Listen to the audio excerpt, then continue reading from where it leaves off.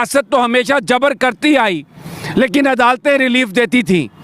लेकिन अब क्या हुआ कि ये सब लोग एक पेज पे हैं, अदालतें हों, एग्जेक्टिव हो। मैं उसकी इंक्वायरी देख रहा था, इंक्वायरी का नंबर वही है जो मुअज़्ज़िज़ जजेस के ख़िलाफ़ अगर आपने विलिफिकेशन कैंपेन की है तो उसकी तहकीकात। लेकिन जो FIR दर्ज हुई है उसमें तो जजेस का जिक्र ही नहीं है, उसमें इदारों का जिक्र है, उनमें सरकारी ऑफिसर्स का जिक्र है। तो ये सब क्या हो रहा है?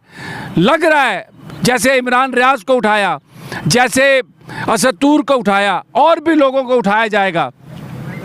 लेकिन अगरचे भले हम में तफरीक हो, कुछ भी हो, जो आदमी भी है, जहाँ पर भी है, सहाफ़ियों को देखना चाहिए, सोचना चाहिए, और हमें इन आज़ादियों को प्रोटेक्ट करना है। ये बड़ा ज़बरदस्त इनिशिएटिव है अहमद मीर साहब का, मनीज़ा साहबा का, कि यहाँ पर जो लोग इतने शॉर्ट नोटिस पे इकट्ठे हुए, मैं उनको मुबारकबाद देता हूँ इसलिए